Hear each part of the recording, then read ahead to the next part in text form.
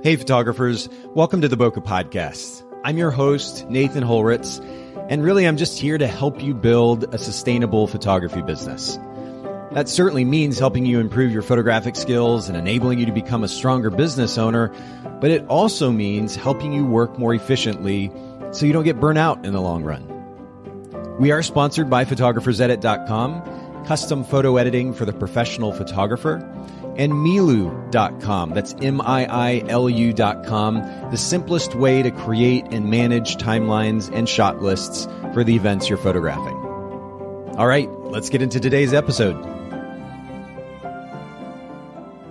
All right, Bokeh Podcast listeners, we're back for a brand new episode and actually a brand new guest. Kat Williams is here with me today. Thank you, Kat, for making time to hang out with all of us. Well, thank you for inviting me over. Well, and you were super gracious, and I mentioned this to you before we started recording, but you were super gracious just to kind of on the fly be like, yeah, sure, yeah, I'll do that. And we were actually having a conversation. For anybody who doesn't know or hasn't heard me talk about the Cookout Conference before, we were sponsoring the Cookout Conference just a few weeks back here in my hometown of Chattanooga, and Kat was there. We were having conversation, and she began to share her perspective on customer service in a way and with an angle that I had never really heard or considered before. And I was like, hey, can we do a podcast episode? And she was, again, gracious and kind enough to be willing to come on the show and do this today. So I really can't thank you enough, Kat. Before we get started, though, I do have to ask you a couple of questions. Number one, how many times do you get like kind of a second look when you say your name is Kat Williams, like people making jokes about the comedian? All the time. Do they? Okay. All the time. Yes, because my name is really Catherine. Okay. But growing up, I didn't realize that probably would have been something my parents should have copyrighted and trademarked. We missed out on that one. Yeah. Oh, he's an absolute trip. And I heard your name. I'm like, no way. She's got the same name. It was kind of funny. I think the spelling's a little bit different, but nonetheless, I had to at least ask you about that. Something else though that really stood out to me, and I don't know that I've seen this on any other photographer's website. I've been in the industry almost 20 years. And I noticed on your website, the navigation, instead of a quote about me section like most photographers have, it says meet your curator. And I thought that was a really beautiful way to kind of set the tone for what it is that you do. What was the thought process behind using those words? Well, Meet the Curator was about the idea that even though I'm a photographer, I'm really a person that I'm helping you manage memories. And I always equate, I like museums, and I always used to like, oh, I want to be a person. I want to be that guy, that person, that guy, that lady that was the person that went to go put everything in order. And I was like, well, what are they called? And then my mom was like, it's a curator. I was like, wow. Just strange things at the time fascinated me. And then always stuck with me. And then I was like, well, kind of that's what photographers do. We curate our clients' ideas, even if it's a commercial, if it's personal, even if it's birthing. We take the different images and we still put them in a certain order. If it's in an album, even if it's digitals, or if we're doing prints, we still put them, and we're guardians over those things. And we put them in a certain order for people to be able to view them and enjoy them. So that's how I came up with the idea to call myself a curator. Well, I really, and I'm super impressed, first of all, that you did something different. And we talk a lot about this on the podcast. It's so easy in our industry. There's so many thousands of other photographers, and in some cases, particular photographers that we just love to follow. It's easy as we see their content and their website and imagery, editing style, et cetera, over and over and over and over again to just kind of copy. And some photographers will say, well, I took inspiration from... I could make some arguments about that notion, but nonetheless, the idea that you would do something different, that you would step outside the norm and outside the little tiny box of a photography industry that we live in at times, and do something different there, use words that not only captured at least my attention just because they were something different, but they also, as I said earlier, set a certain tone, which is we're not just dealing with pictures, as many of us might refer to them as. We're dealing with imagery here. We're dealing with artwork. And it sets a different tone, I think, for me anyway, and I would hope so for your potential clients, that I'd be really fascinated to see how you kind of follow through on when you talk about managing their images or managing their memories more specifically. And by the way, I was just looking quickly as you were talking that the history of this word even has some spiritual connotation and ties to the church. So it's kind of interesting how strong a word this actually is. But what does it look like when for example, when you're delivering images to a client? Do you approach that process in a different way with this notion of a curator in mind? Now I'm in the process of changing. It used to be I would call the person or my client creative. Actually, I don't refer to my clients as just clients. They're client creatives. Huh. So they're part of the creative process. So it's kind of like I'm the curator of the museum, but they're the artists. Even though I'm the person that's snapping the image and creating imagery, it's still their idea. Most of the time, I try to make it sure it's their idea. So when it's time to deliver, initially, it's, hey, are you ready? I kind of like psych them up. As I look at it from the perspective of calling, texting. I'm kind of go overboard with it to hype them up for the delivery. Yeah. With the sneak peeks. And I look at it as in a football team, get ready to come out the hole to get ready for the game. Yep. That's the same mindset I have about the delivery process, which is calling, texting. Oh, hey, did you get it? I want you to check out the first 3 images. Let me know what you think, and keep following up with them when it's digital, especially right now, because a lot of the in-person, I'm learning going into in-person sales. So everything was always digital. Yeah.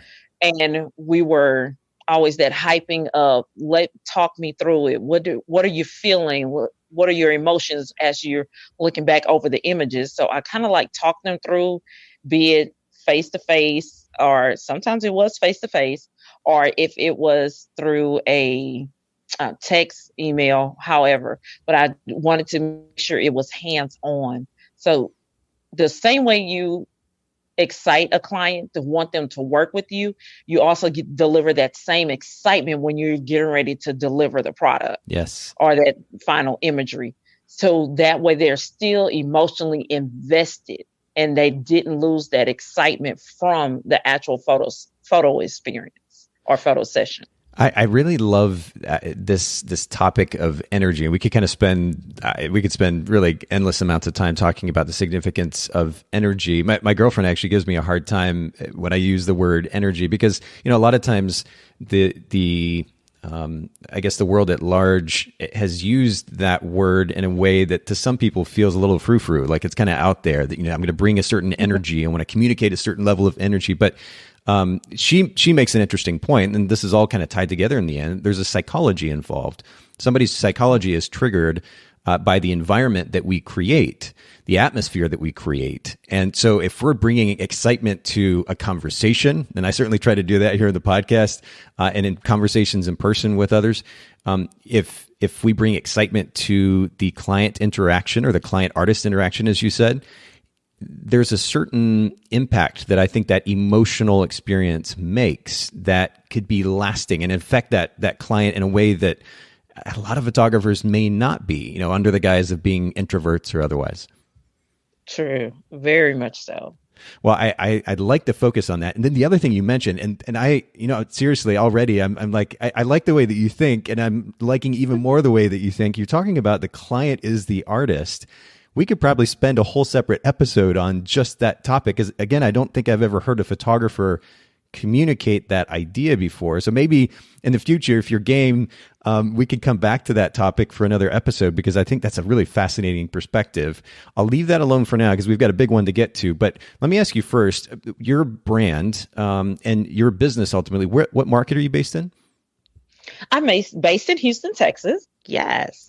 Absolutely. Okay. So Houston, Texas. Now I've been through or spent a little bit of time, I think, in Houston in the past, but have you been there all your life? Is this somewhere that you've been for just a few years? What's the experience? Oh, no.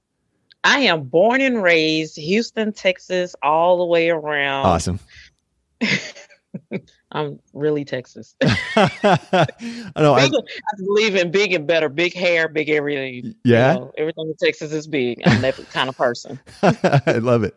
Okay. So I'm curious though, in that particular marketplace, I mean, I'm sure there are, just like so many other cities in the country, just gobs and gobs of photographers.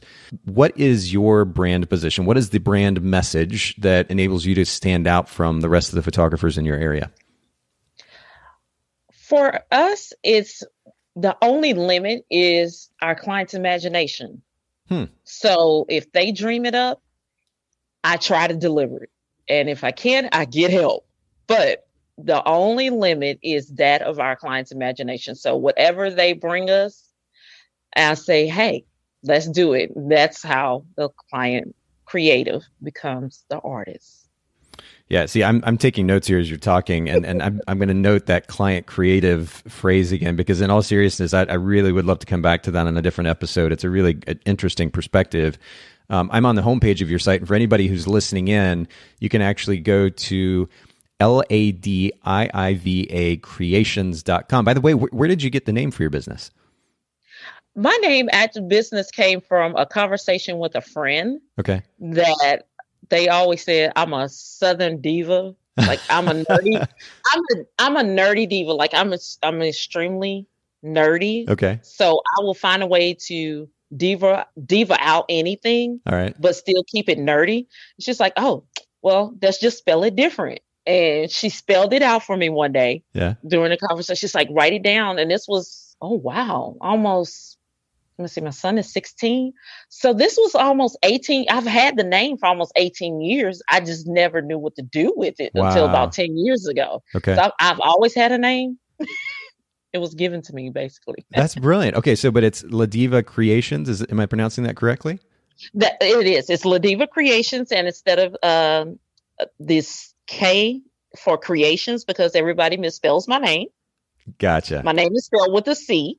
Yeah. So I said I would misspell Creations purposely. All right. So everybody listening in, it's LADIIVA And by the way, it's the same thing on Instagram as well. We'll link to both of these in the show notes at bokehpodcast.com. And so I'm on your site here, and there are certain kind of, I wouldn't necessarily call them position statements, but certainly statements. The joy of creating art, the experience is worth every moment spent. Another one is art, your view of life, capturing those rare and important moments in life. And then the other one is art never stops, creating art everywhere. I'm curious how these statements tie into what I think is, again, such a unique and powerful concept. The only limit is our client's imagination. How do those tie in? Because I want everyone to realize that photography, imagery is art. So what you would consider, oh, it's just a family picture. No, it's art, because you too, people like to purchase large paintings. I'm one of those individuals. I like paintings and things of that nature, but I also know that those timeless images are all, we go back and we look at them again in museums, and those paintings, and then you see actual photos. And they capture you and you imagine, it's like, oh, what was that time like? And that's a different genre of art that a lot of people forget about, that photography is truly its own art. And we should give it that same passion and love in every photo experience that we have with our client creatives. And I tell them, you're making art. This is not just, oh, we're doing senior portraits, or this is a boudoir. No, honey, you're making art. This is timeless. This is not something that you throw away years later. Yeah. I don't know anyone that throws away a picture just because they want to throw away a picture. You treasure pictures. And we treasure them because they are either sentimental, because of something that occurred. We love the beauty of the imagery at the time. And that's why it is art, and we should treat it as such. Wow. All right. Well, I'll leave that just as it is. I mean, it's beautifully communicated. And again, for everybody who's listening in, make sure you go check out Kat's website and Instagram, both, and we'll put those in the show notes, bokehpodcast.com. Next question, though, for you, and I'm curious. I know that we're going to, kind of get to this in more detail in a little bit. But if you were to sum up one big idea that's enabled you to provide a great experience for your customers, what would that one big idea be? Personalization makes it everything. How do you scale? First of all, I love the brevity of your answer. And to break the fourth wall here a little bit for those listening in, when I send the outline of questions to our guests ahead of time, what are normally the first two questions about brand position and then customer experience, they say 10-second answer right next to them. Most of the time that doesn't happen. So major props to Kat for brevity here. But the thing about brevity that I think is fascinating, and it's something that I'm working on for myself as well, is that I think in many cases, if not most cases, brevity represents clarity. People say, it's hard to communicate this thing or it's hard to communicate that thing. And if we're talking about, chemistry, for example, yeah, I understand that's going to be a bit more complex. But when we're talking about an idea, if we're clear about what it is that we are discussing, then we should be able to communicate it with brevity, communicate that idea with brevity. So just a little side note there. Again, props to Kat for this. But how do you scale personalization? Because if I put everything into serving each and every one of my clients, and this, I'm asking this a bit rhetorically, but it feels like maybe I would get burnt out if I'm trying to personalize the experience for everybody versus thinking, okay, I need to, for example, photograph 30 weddings this year. I need to photograph 60 portrait sessions this year in order to make the income that I want to. And I need to figure out systems that allow me to work efficiently. How do I simultaneously add personalization to that? Well, with the personalization process is asking, some people would say that this is over the top or that's too much, but asking detailed questions, finding out little pertinent things that would either impress them or just how does that client think? So by asking, sending out survey questions, or when you're having that intake process and you're speaking with your client and you ask certain questions, you'll find out which clients are hands-on, which clients are hands-off, that person that falls in the middle. You may even have, for those that shoot weddings, they may have that bride that's just like, hey, you have free reign. You can do what you want to do. And then you have that one bride that she wants complete control. Sure. Or branding. Asking those questions allows you to tailor your already set forms. So you already have your systems in place. And all you would do is take those small little things and you put them in place. And what may be for client creative A versus client creative B, if they were to meet each other and have this conversation and they talk about their experiences will actually sound totally different, but they actually were the same.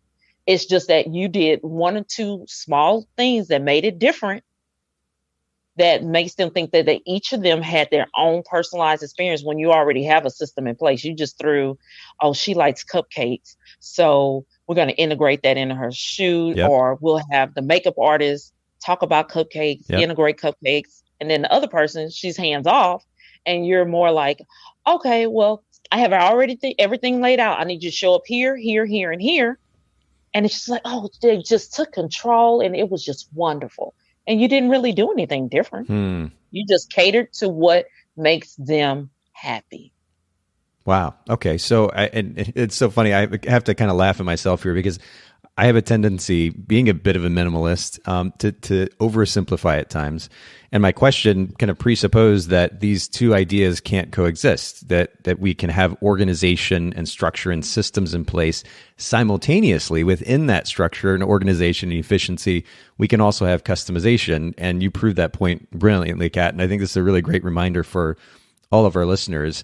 To the point of efficiency, let me keep going with these questions. I'd like to get into the topic of free time and efficient workflow quite a bit here on the podcast because, ultimately at the end of the day, if we as business owners don't also have the freedom to live life, to do something outside of sitting at a computer and editing images or emailing clients, I don't really understand the point of being a business owner. So yes, it gives us a lot of power in the sense that we can create the income for ourselves that we want to, but ultimately, I think so much of a great life lived is about time and having the freedom to do the things that we want to beyond work.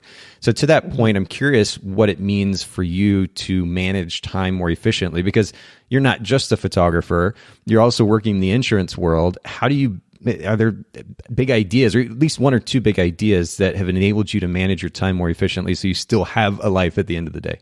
I had to learn, even though we hear it so often, but it's one of those phrases that have been overused, work-life balance. Yeah. So mine was work-life balance. Okay. And I had to learn as a parent for kids that were playing sports, and I had a daughter in college when I initially started, that I had to set time blocks. It's like, okay, I'm only going to do this, this, and this, and I still want to be able to enjoy life. So I had to find that happy medium. Does it happen immediately? No. Just like with learning new techniques with using your camera, or you have a new lens or new lighting setup, trial and error. And I had to find out that conveniency of even as changing my work schedule at my 9 to 5. I literally have the ideal work schedule now that works within my personal business. I work Monday through Friday. Mm-hmm. I start at 6 a.m. and I get off at 2:30 p.m. And that's Central Standard Time.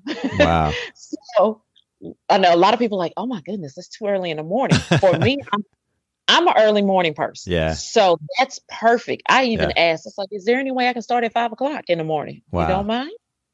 But it allows me the ability. So when I get off on Fridays, if I need to go out of town to meet a client for their client experience, then I have enough time to where I can get to an airport. I can take a decent flight. I'm not taking red eyes. And I still have enough time to get to where I need to be and relax. Also, whatever time that I have for when I put in for vacation or paid time off at my job is my paid time off from my business. I have to allocate specific times strictly for self. If it's not just self-help, I would just say, if I just want to go out to the park, or I want to go to kickball, which is a dog kickball league for our high schools here. Whatever. That sounds like super fun, actually. That's how I actually got into photography, through taking pictures of kickball. No way. Okay. And that's what it is. Because I had to learn, everything has to go in a container. It's similar to saying, even though salt and sugar look the same, you can't put them in the same container. Yeah. So even though work looks the same, so if on a normal day, I could say I'm going to dedicate Monday, Wednesday, and Friday if I'm not going out of town. Those are my days that I work for Ladiiva Kreations. I have to set allocated times. If you set those allocated times, it won't be a problem, because I'm true to it. I'm going to take a nap from 3:30 to 4:45 every day when I get home. Oh, I love it. Then I work, but I still allocate. You have to set allocation time. And if your client creatives are okay, a lot of my client creatives, they prefer the late hour office hours. So they don't really want to talk to me till 6 o'clock at night. So it works out perfect. Yeah. You just have to learn your balance. Don't allow somebody else to dictate your balance for you. You say what balance works for your life, your family, and your business. When you talk about, having a full-time job and then the photography business and trying to manage all of this, there's so many moving parts in running a photography business. Are there elements of that business that you have at least attempted to delegate or outsource to other companies or individuals or assistants? Has that been an experience of yours? Yes. That was my initial goal for 2020. Oh yeah. Okay. I heard so much about you should delegate. Because at first it was delegate to my Well, he turned my middle son, he turned 20, but he's not really interested in photography anymore. Okay. So my in-house delegation went off to college. So that was so it was back to me doing it myself. And I learned I'm not good at IPS. I'm just horrible. I'm that person that signs up for all the classes and paying for it and still confused. I'm that lady. I am. So I decided to actually outsource my IPS to one of my dear close friends. They are there. He does my IPS for me. Really? And what's funny, he does not know anything about photography at all, other than what I tell him. I had to literally take him on photo shoots with me. I say, this is what you do. This is what a client experience is like. Okay. This is my workflow. He is a service manager for a major automotive chain, where automotive repair chain. Okay. He can sell you anything. As I told him, you can sell ice to an Eskimo. I've seen him do it. And I was like, well, why I can't do that? I don't understand. He said, I'm going to do it for you. I was like, what you mean? He says, I'm going to take over your sales. And I was like, wow. I say, I never heard of outsourcing IPS, but okay, let's try it. So far, we set him up on Zoom. He's not tech savvy. So I had to teach him all that, but he's great at it. It's like second nature to him. The albums, the prints, and everything. Wow, I'm enjoying every moment of it. Well, yet another first, I think, for the podcast. I don't know that I've heard. I mean, I guess with the exception of maybe the occasional studio that we've had in the podcast over the years that that has somebody like an in-house admin assistant or something comparable. I've never heard of the idea of delegating this to somebody from outside the business. I think it's fascinating and brilliant, ultimately, especially if you've got such a good candidate for it. But simultaneously, I'm also kind of curious because I know that some photographers are apprehensive about the idea of IPS for whatever the reasons. Whether the thing that you hear so much in the photography industry is I'm an introvert, so people are shy, they're apprehensive meeting with somebody they don't know. There may be other reasons as well. You're super organized, it seems. Certainly one of the best teachers that we've had the podcast to date. I'm curious as to what your apprehension is when it comes to IPS specifically. I'm soft-hearted. I'm that person like, oh, really?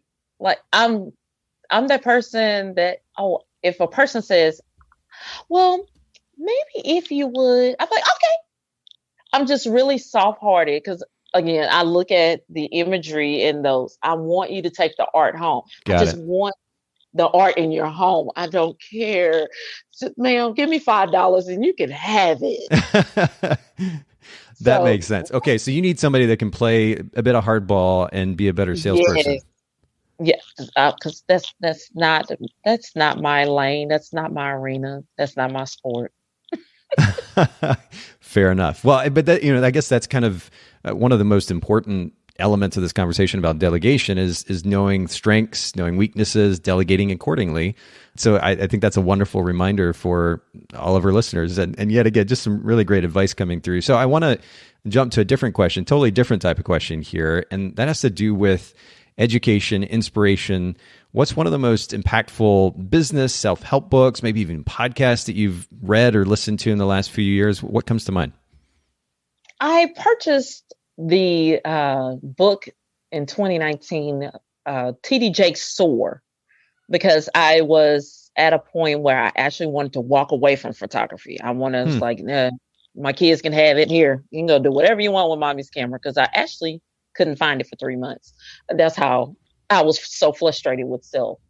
And I was reading the book and seeing that maybe I went about the process at the time, finding what was the correct way to be organized, what's the correct way to be a business owner, understanding the concept of roller coaster business, about getting it set up. Everything is not going to be a high experience, that there are lows, how to bounce back, how to learn, and finding now, I'm glad I found this podcast to listen to, because I wasn't a podcast listener up until earlier, late last year, earlier this year. Okay. And finding those resources, that everything is not always, okay, you can just get on Google. Learning how to step out of your comfort zones of fear, because I did operate my business out of fear, out of scarcity. And that was something that was hindering myself and my business, because I should have been way more successful than where I was at that point, when I wanted to just sell the camera and the equipment and just walk away from it. What is that idea of, this is something that has been a bit in the back of my mind in the last, I don't know, maybe 3 or 4 months or so, that idea of love versus fear. And it sounds almost like one of those, hyped up kind of cliche, inspirational talk things that you might see on Instagram or otherwise. But I really think that there's some substance to it. I know that personally, my business and actually my personal life in various ways has suffered over the years because of fear. And, whether it was I didn't take that leap and start the business or run with this idea. In fact, I'm actually right now working on an idea that I have been thinking about for at least 5 years, maybe 6 years at this point. And we're finally kind of bringing it to fruition, myself and ultimately my partners. And I'm really excited about it. But, to think that that's been sitting there for 5 years for various reasons, but certainly, fear, apprehension can play a role there. This has affected my personal life in various ways as well. What does it look like for you on a very practical level to overcome a fear? Maybe you can be more specific too as it relates to your business. Overcoming the fear, because I'm still walking those steps of overcoming, but I am steady in progress of about to leap over. But that fear of, when you look at things and we all have this mindset, there has to be ideal conditions. And then you look at, we've all seen or heard or read where they say you should have A, B, and C in place before you do 1, 2, and 3. Yeah. So we then take that, which a lot of times you will hear fear, false evidence appearing real. And we are looking to make sure A, B, and C lines up. But for some reason, A and B are lining up, but then all of a sudden C drops out of sight. So now should I do it? Should I not? Should I leap? Or I won't? Because we think everything should be lined up evenly, when to move past fear, you have to jump. If you jump, there is a point where there's nothing under your feet. Yeah. Even if you're just simply jumping in your living room. I'm not asking you to jump a cliff. I'm not asking you. Yeah. If you jump straight up, just go up. When you jump up, at some point, maybe for 2 or 3 seconds, depending on, if you do CrossFit, you may stay up a little higher. Yeah. You have airtime. And that airtime is the fear. That's our fear, is our airtime. It's like, am I going to have solid ground when I land? And that's what it was for me, because even with my current job that I have, I've been asked, I'm kind of like in your situation. I have been asked, why didn't I just go and become a full-time photographer for years? And I did, my excuse, because that's what it was. My excuse that I held on to forever was, oh, well, I have kids and I have one daughter. I was like, my daughter's about to come out of college, and then I still have my boys. And, I just need to make sure I have something steady, not trusting in the fact that, yes, you have the talent, you have the know-how, and all you need to do is follow through. Yeah. And I wouldn't follow through. So now it's kind of like, hey, I've given myself 24 months. You either do it, you either jump, or guess what? Is the rug going to get snatched from under you? Either way it go. Yeah. So I have 24 months to get it done. Oh, good for you. I like that you set that kind of limit, or not limitation, but a goal line, if you will, something to actually reach toward. You didn't make it so quick that it's overwhelming, but you've given yourself a deadline. And I think it's important for us to do that kind of thing, to push us a little bit. And when you talk about taking that leap, I had the opportunity, I've actually been twice now, to go skydiving. Have you ever gone skydiving? No, I'm watching people go online. It looks fun. Well, the reason I bring it up is because it very much reminds me of what you're talking about. I went skydiving largely as a means of kind of proactively trying to fight my fear of heights. And so I the first time that I went, I'm expecting, we were at about 15,000 feet when that door opened up and some others started to jump ahead of me. And by the time I get to that door and I'm looking outside that door and 15,000 feet below, naturally, I'm quite apprehensive. And I'm bracing myself because I'm freaked out about that initial experience of that dropping feeling like you might get on a roller coaster. So I'm really, really tight, super uptight, and the instructor, the person who's actually going to be doing the jump and flying the parachute, is strapped onto me, and he says, "Okay, we're gonna actually roll. You're gonna kind of rock back and forth like 2 or 3 times, and then we're just gonna roll out." And so we did just that, and we rolled out, and I'm bracing myself for what I would expect to be this terrible, terrible experience of falling out of the plane and that dropping feeling, and it didn't happen. And not only did it not happen, but now I'm essentially floating, or more specifically falling, but there isn't this sense of falling. So I'm getting to what feels like just float in the air. It's really, really loud. The air is going past very, very quickly. And you can't, it's so loud that you really can't talk. And then that parachute comes out and it goes dead silent. And then we land on the ground and you get this sensation that you can literally take over the world. And I think it's a beautiful picture of the very thing that you're talking about, which is on the other side of stepping out, of stepping beyond that fear, that apprehension, first of all, is an experience that isn't nearly as complicated or as difficult as you might think, or as painful, I should say, as you might think. Certainly, there are going to be complications along the way, starting a business, running a business. But at the end of the day, on the other side of taking that leap is an experience which you can only imagine. This feeling of empowerment and of excitement and passion, and all you had to do was just take that leap. And so I think this lesson that you're sharing with our listeners is super powerful.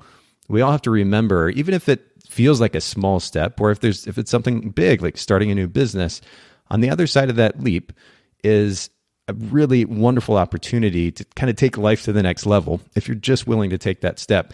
The other thing I thought about, Kat, too, you have kids. My son actually just went to college. He's a freshman at UTK, University of Tennessee at Knoxville. And then my daughter's a sophomore in high school.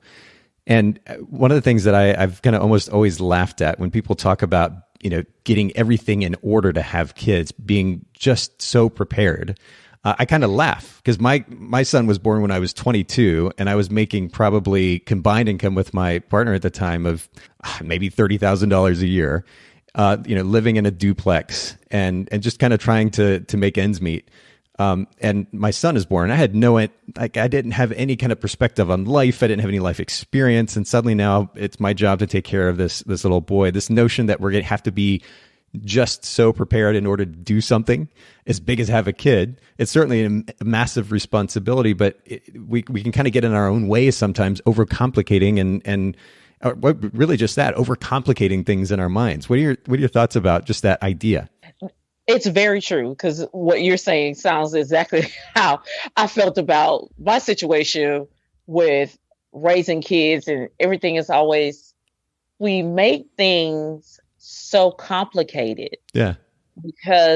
And then we turn it into what I saw online yesterday. It was so profound. And I put on there, I'm guilty. I could only say I'm guilty, which is I turn our fear into procrastination. Yes. So now it's like, oh, I'll just wait. Oh, I'll just wait. And it's like, no, you have to, there's no ideal situation. Right. And we have to accept it. Yes. Is there proper preparation? Yes. But there is no such thing as you're going to have everything in order. Everything is going to be in line. It's like saying that you put everything together for a vacation. And then when you get there, all of a sudden, unexpected rain clouds. And you didn't bring an umbrella. You didn't bring rain boots. Sure. But will that stop you from enjoying your vacation and making the moment of it? Enjoying every moment of it? No. That's the same thing as a business owner, or if there's taking your business to another level, integrating a new process in your business, or expanding to something different, or moving into a new genre. Do it. Just make sure you did your research. And then after that, make that leap. Again, you still have 2 or 3 seconds under your feet. But guess what? When you do land, and as you said, you can then, when you get over that, once that rush hits you and you realize, hey, this was worth it. Yeah. Not only I'm glad I took this leap, I'm about to take over the entire world, the universe, the galaxy, whoever else comes my direction. Yes. Guess what? I got this. Yeah. Oh, that's brilliant. Well, and to that point, we'll make sure to link to the book that you mentioned earlier, Soar by TD Jakes. We'll put that in the show notes at bokehpodcast.com. For anybody listening in, if you're curious, Haley's put together a really cool resource. If you go to Bokeh, Bokeh Bookshelf, I think we actually have Bokeh Bookshelf and Bokeh Book Club, all of these domains.com. You can actually see a collection of the most popular books that have been recommended in the 450 episodes or so that we've done here at the show. So make sure that for those of you listening in, if you're looking for a book, something to read, something that you want inspiration, you're looking for inspiration or education, combination of both, go take advantage of that. But we'll link to Soar in the show notes at bokehpodcast.com as well.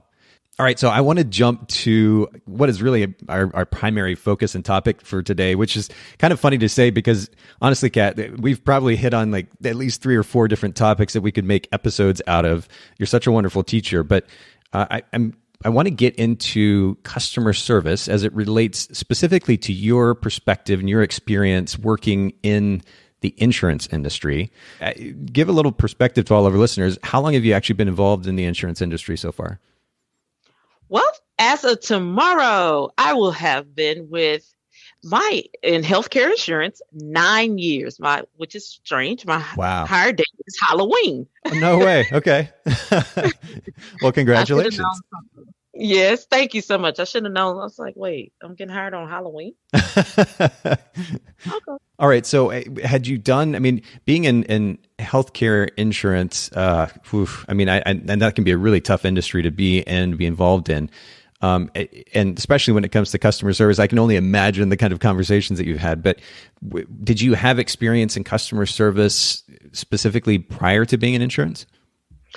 Actually, yes. I have had, from college all the way to now, I have had a well-rounded experience with customer service. Okay. We'll all be within a call center. So, thank you for calling. Press 1. I was that person on the other end that you would talk to. Yeah. So I worked for the Broadway shows. That's what I did initially while in college. Really? Then I moved. Yes. So I got to see a lot of Broadway shows whenever they came to Houston. They would give the employees tickets to go see. What's your favorite? Cats. Is it really?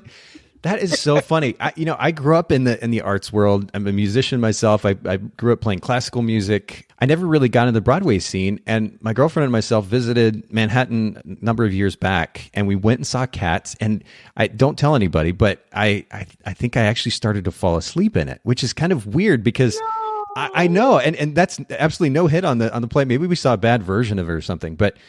That's the craziest thing because so many people talk about Cats and how great a show it is. Maybe we just didn't see a good rendition of it. I can truly say, I know this is not part of the show today.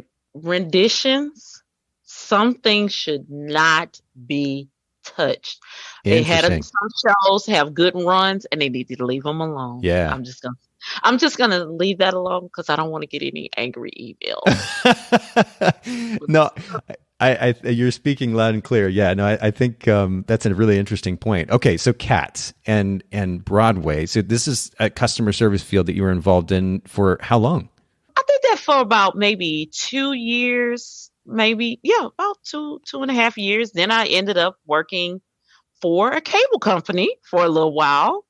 And then I went to banking. Majority other than healthcare, I stayed in banking the longest. Okay. I went from servicing right when most of the banks were finally going to the .com online banking where you didn't need the CD-ROM and you could only use QuickBooks.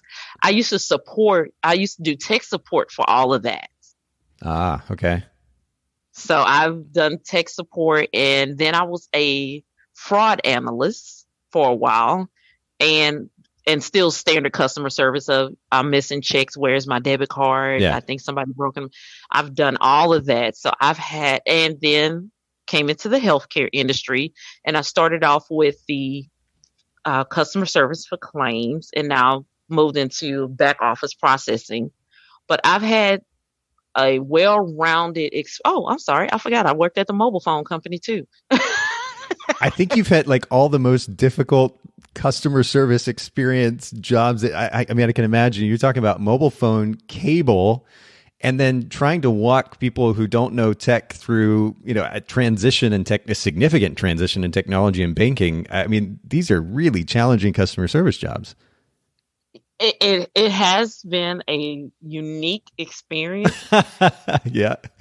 And explaining things. I remember when I used to have to ask people, and I purposely would work on Christmas. Okay. Because that was in the banking industry, that was the most hilarious day of the year. Most people don't want to work on Christmas, but again, as you tell, I always had the early morning shift, so it was fun to me. And people didn't know the difference between a PC and a Mac. Oh, wow. So at the time, you remember when Macs used to come in colors? Oh, yeah. Green, red. That's how I would ask people. It's like, well, ma'am, do you have I was like, do you have a Windows computer or do you have a Mac? And then they were like, I don't know. I said, what color is your computer? Green. It's a Mac. It's okay. It's okay. But I've complimented you already multiple times now since we started on just how wonderful a teacher you are. But that makes sense considering all the experience that you have breaking information down for, thousands of people, I'm sure at this point, over a wide variety of topics. You're so great at it. But I can imagine that at least part of that comes from this experience that you've had in customer service. Yes. Customer service for me, on the other end, as many times you would watch Saturday Night Live and other little shows that make fun of the one side of the customer service. Sure. Nobody really, just recently people started making fun of what we experience on our side. But it taught me a lot. And at the time, I didn't know it would be growing me to become a business owner, to understand what is going to be needed. Yeah. From the customer service standpoint, not really just as a business owner, but just understanding what client creatives would need or expect, or how to cater to them in a different way, coming into now over 20 plus some odd years of being in a call center, waiting for the boop, thank you for calling. Your voice there is just perfect too. That's brilliant. Okay, but I'm thinking about the amount of patience that you must have developed over time, the amount of empathy, the willingness on your part, despite whatever frustration that you might have with the person that you're talking to. And I mean, again, I can only imagine being all those different industries, some of the conversations you must have had. But I bet in some ways it feels easy having a conversation with one of your client creatives now. Yes, but it still takes some time, because sometimes I forget. Yeah. And I have to ring myself back in. But generally, it's easy for me, because a lot of people say, because I look at a lot of chats and people fuss a lot about, I don't understand how to deal with this. And I'm like, actually, that your client creative is really not that difficult. Because a lot of times, if you let them vent, even if their venting is a text, if it's an email, or if it's in person, some of the times it's really nothing to do with you. It's because they're a previous experience that they've had with a previous photographer or a different vendor. And you just so happen to be the last person in line by time they finally just, I just had enough. Right. I just had enough. Right. And you're the recipient. And that's what I tell people a lot of times. Customer service, you have to think about is it's not personal. A lot of times it's not. And you just happen to be the person that was holding the basket that they wanted to dump it all in that day. And again, there's another topic that we could spend a lot of time on. I think it's highly relevant to our work as photography business owners. It's something that I have to remind myself of too, and not just in the business world, but in personal relationships, not to personalize things. Because I think a lot of times, and first of all, I can empathize all day with, certainly I've experienced myself that, that interaction that you have with somebody where they're just a total jerk, and that's being nice. And naturally, a human response is to get frustrated and to kind of lash back. But the ability to be able to set our egos aside and our insecurities aside and be self-aware enough to say, as you just did, this is not about me. This is all about their experience. The way they're engaging with me has to do with their personal experience, and it's not a personal thing. It just takes patience and self-awareness to be able to kind of create that differentiation. Again, another really wonderful reminder, Kat. But I want to get to these two words that you mentioned to me when we were having conversation at the cookout: downstream and upstream. These are not words that I hear thrown around in the photography industry when it comes to really anything, but certainly customer service. Can you explain what each of those words mean as it relates to customer service? Okay. So downstream, upstream, what we're looking at basically is there are three players. Your upstream as a photographer would be who you consider your vendors. Okay. So that may be, who are you purchasing from? Is it for your equipment? Is it for, say, client creative gifts that you're going to give them later? Yep. Is it your albums, your prints? Whoever's your vendor is your upstream. So that means I'm in the middle, and we're looking at it from a basic stream, river type of situation. I'm in the middle. Okay. So I'm kind of like the gatekeeper. Downstream is my client creative, or my client. So they're going to receive everything that came through me as a gatekeeper. So they're downstream. Everything is going to flow down to your client. So when we think of upstream, downstream, and customer service, how I interact with my upstream or my vendors, or how my interactions with my vendors, what products I receive, what products I use, my downstream client is the benefactor of it. So what does that album look like? What did that wall print look like? What did that gift, thank you for booking me, look like? Whatever they receive. So we have to establish the mindset of, I need to have just as much of a connection with my upstream, my vendors, as I do with my downstream. So each time that a vendor may be offering test trials, sign up. This gives you an opportunity to test out new products. And you may have one of those clients that they're new to you, or they may be a repeat client creative, and you want to say, hey, I want to gift you with something. And you give that to them. You get their feedback because your upstream, your vendor, is going to ask you about it. And then you take it back to serve. You have your own mind. You receive the product. You're like, okay, I like the way it feels. Or I think these pages are a little too thick. This particular print is too shiny. Or this material is too heavy. Then you give it to your client downstream, because now they have it. We passing it down. It's kind of like the little games where you hot potato, you passing it over. Yeah. So now you ask your client creative, well, how do you feel about this product?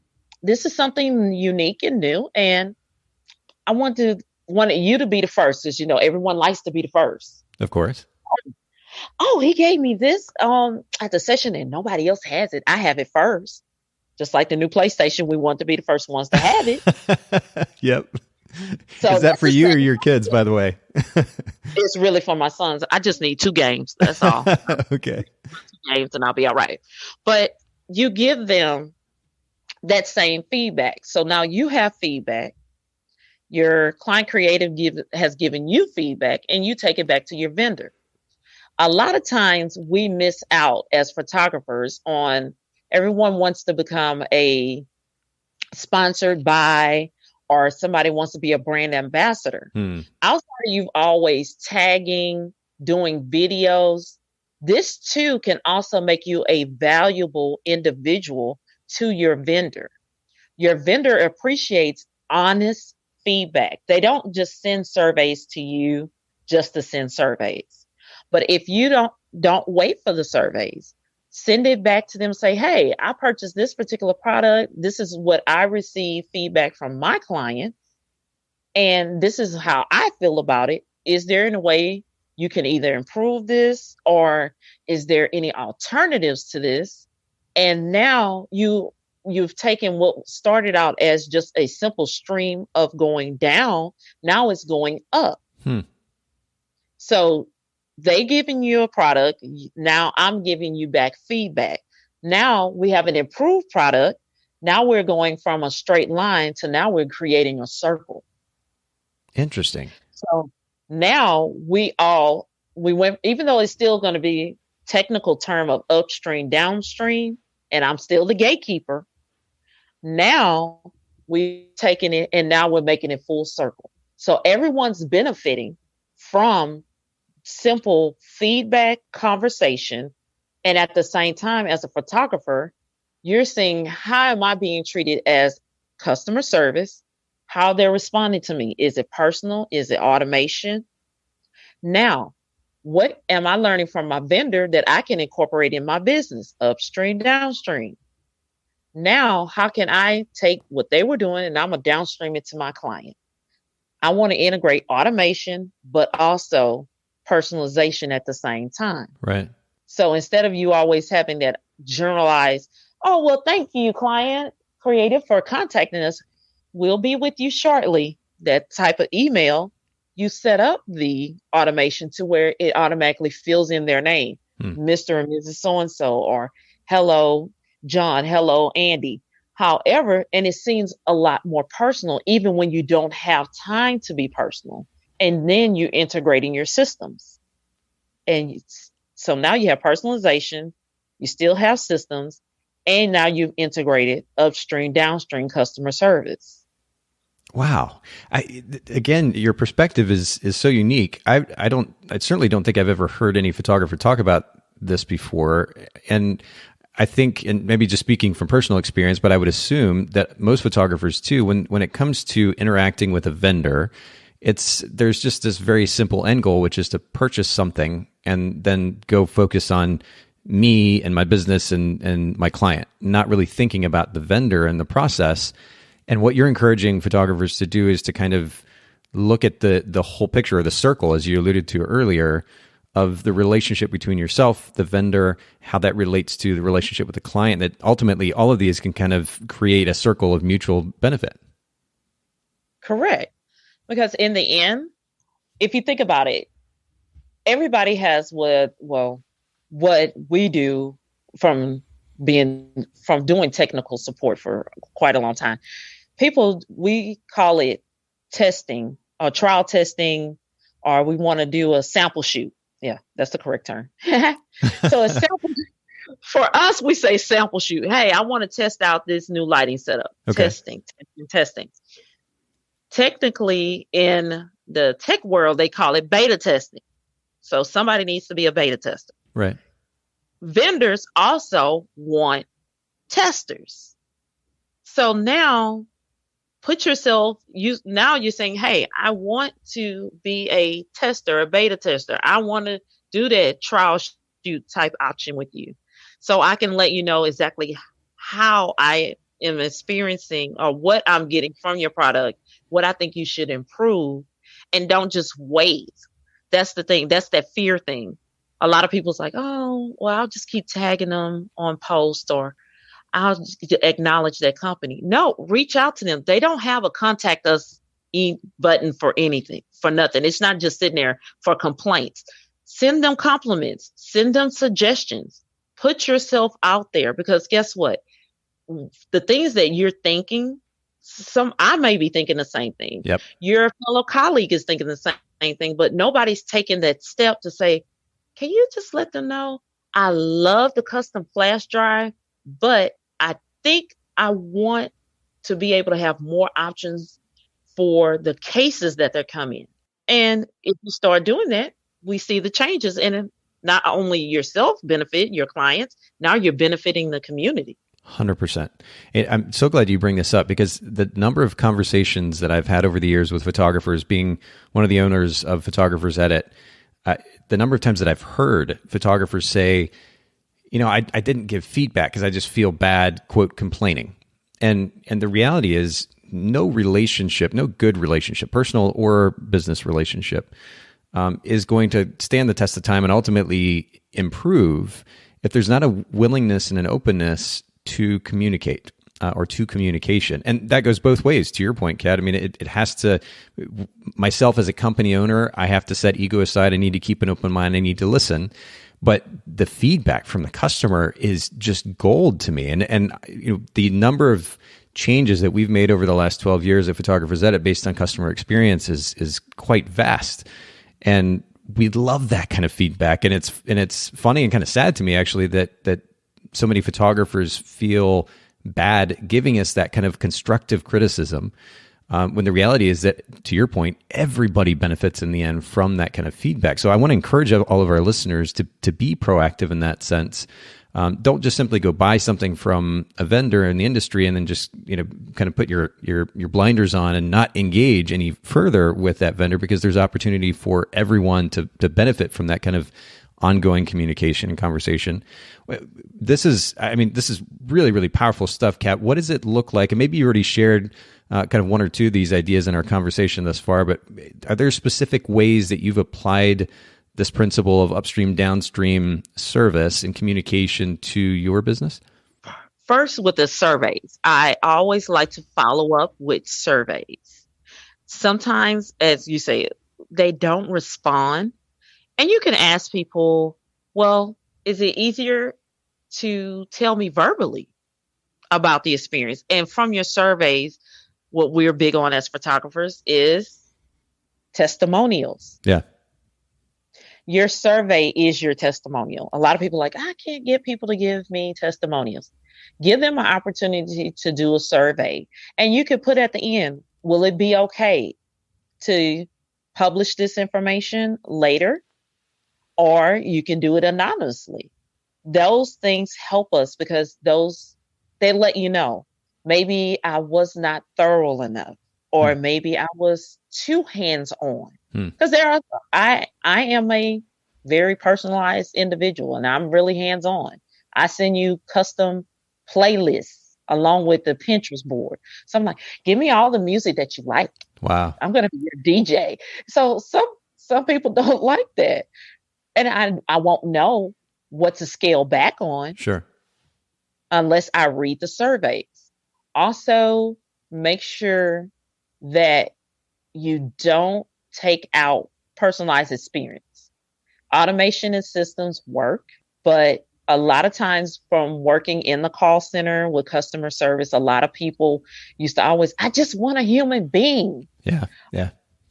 People, we love technology, don't get me wrong, but the self-checkout is, a lot of people's best friends. But then you also have people that say, I still want a cashier. I still want to say, thank you for shopping. Hello, how are you? Yeah. It's so funny to hear you go into that mode with that tone of voice. It's great. Yeah. People want that. So don't get so caught up in automation and systems that you don't leave your personality there. That's a leave great your point. brand. Yeah. Your brand is also even though you have your brand, your business has a personality. It's called a brand. You are a human. You have a personality. It's you. Still put you into their experience with you, from the initial meeting to the actual photo experience to the delivery of the product. Don't leave out you and communication. Just communicate. A lot of times, that's like right now, we are dealing with COVID. We're coming into flu season and things happen. You get sick. Everybody's not taking vitamin C. Right. And we're not doing our TheraFood like we used to, get medicine balls. Communicate with your client. Hey, I'm sorry. I do apologize. Your edits are coming out, or I'm sorry, I'm late following up on this. But hey, communication is key. A lot of people, those were common complaints at the call center with a lot of businesses. They trust your brand. They want to come back. They like your product. All they want to do is get that one simple thing resolved. And they're 99.9%. They will threaten to leave, but they're really not leaving. Yeah. They just want to vent, and they want something simply resolved, which is to be heard. Right. That's interesting. You talk about the significance, the first point of surveys, which is, an ongoing effort, a proactive effort to get feedback. It's so important. Personalization, which, when you were talking about the idea of personalization, one of the things that came to mind, something I've mentioned on the podcast before, is just even using someone's name. The experience of hearing your name called is so unusual these days because everybody's just kind of engaging with you like another number, that even just hearing your name called, it means something. You talk about going to the checkout counter at Walmart or something like that. I'll look at the person's name tag and use their name in just a brief interaction with them, because I know how impactful that can be. And I know how it feels to be on the other side of that. So, but personalization in that experience, we can't take that out. But then you finished up with the third point, which is communication. What I was getting at is all of this really kind of falls underneath this idea of communication. At the end of the day, a good relationship cannot happen. A business cannot be built or improved without communication, proactive communication, ego-less communication, open-minded communication.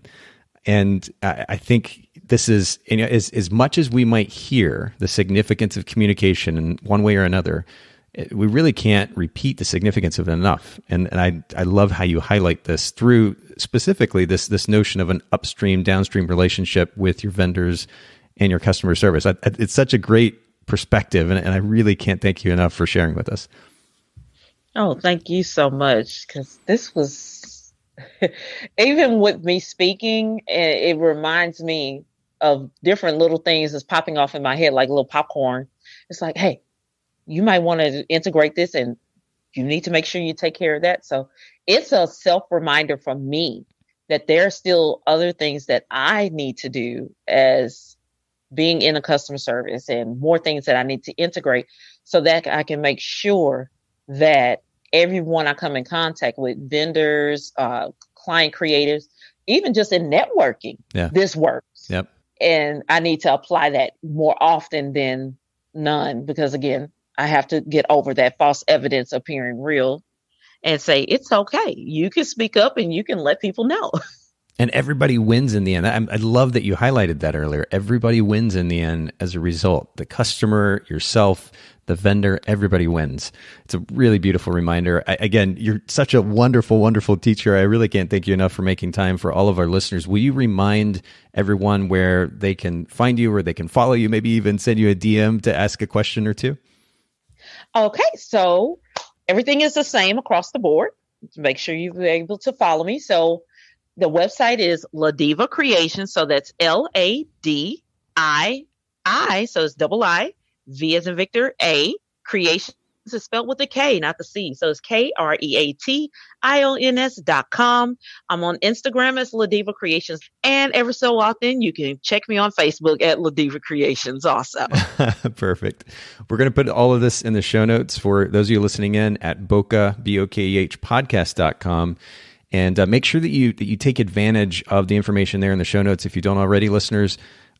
All the talking points from today, the resources that Kat mentioned, we're going to put all that information in the show notes for this episode. So make sure you take advantage of that there. Once again, Kat, thank you so much for your time today. Well, thank you for inviting me. This was so much fun.